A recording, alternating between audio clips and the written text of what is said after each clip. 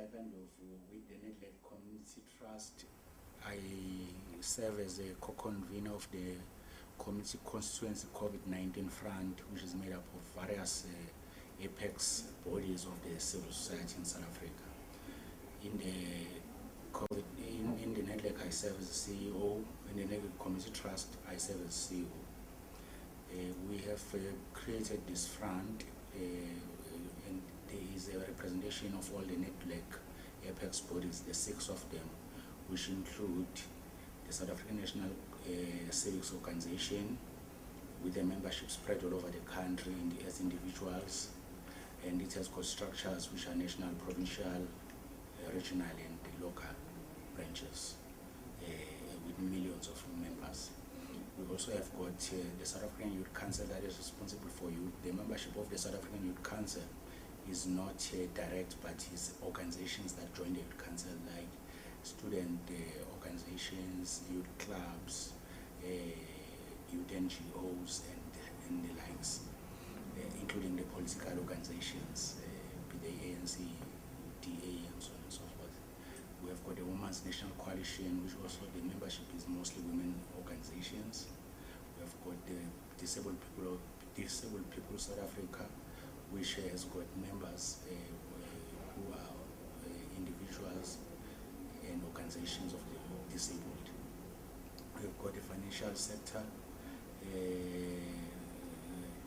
charter campaign, which actually is a movement that actually has got a number of members that are member organizations across the board, be they NGOs, be they political parties, be they movements. They are part of the FSCC.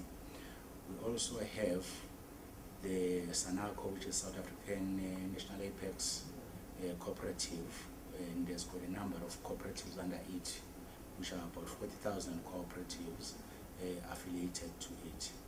So in terms of our challenges right now, because we are actually in the communities, and in our communities there's various levels of vulnerability. We have got the most vulnerable. For instance, our NPOs are working with with communities where you have got child-headless households, households led by orphans, the households of the aged, and so on and so forth. So those are issues that we deal with on a normal, but right now they are also facing even the most dire circumstances because they're finding themselves without food. They are like the first candidates for the supplies, be they of food, be they of hygiene, like masks when they are needed, soaps, hand sanitizers.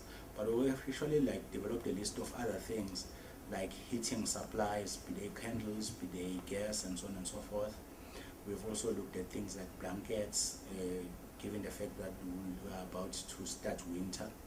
So there's various needs that our communities are faced with. We're also faced with a sector, for instance, the informal traders are part of the community constituency. And as we know, the waste collectors are unable to work in this period. So there's a jeopardy they are facing in relation to making their income through what they usually do. So we have got a number of other organizations like the cooperatives. Some of them are farming and they are unable to farm in the current period, maybe because they don't have permits, but others are actually trading at small level, semi-informal and some formal. So the circumstances under COVID are quite impactful in our sector.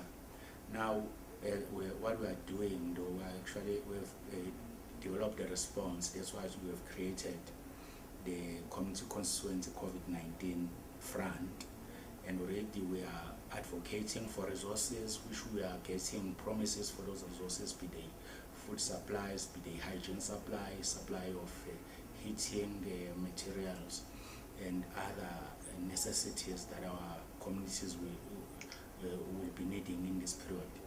What we will be doing is getting first the supplies irrespective of the need, then we'll distribute it throughout the country. But there's also a mechanism through which people will alert us directly through SMSing and through like our website, as well as a call center that we will be launching on Monday.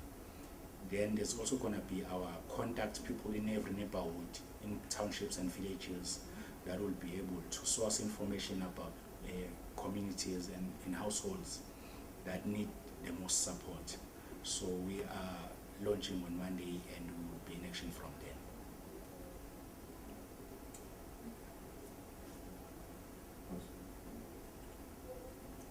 Then we want you to tell us about this. What is the role of the Ops Center? This is the Government one. government one. Yes. So the government, the government has set up a National Command Council. The National Command Council, led by the President, and is actually the way the government is coordinating its response. We've created our own NEF Center. We are respecting the fact that government will play the lead, and in fact, it will command during this period. What we are doing is supporting the initiatives of government. So, and as well as like other social partners, like business in particular. So what we're doing is actually sourcing. We are coordinating our efforts with government, and we are sourcing a lot of supplies from government, just starting with the supplies of information. There's a lot of false information out there. There's also what we call a distribution of fake news. So what we want to do, because everybody this period must basically play their role in protecting themselves and their loved ones. We are starting with sharing public awareness and creating conditions under which our people will be able to protect themselves and their loved ones and their communities. And also forge solidarity, because this period requires social solidarity should there be outbreaks. We don't want people to be stigmatized, but we want our communities to be able to respond by organizing themselves and organizing facilities in their neighborhoods. So what we have done is a community constituency COVID-19 fund is to set up a national NEF Center, and we are replicating the NEF Center in all provinces. We have got a NEF Center in all the 9 provinces. Then we have got in all the districts, the 52 districts, we have got distribution centers. Then in neighborhoods, at a enumeration level, according to States SA, when they're collecting their census data, they have got enumeration levels. We are not everywhere, we are mostly in townships and villages. Our people will be reaching to homes on a daily basis, finding out what their needs are, and also finding out how currently the services and supplies that are distributed by other social partners is going on.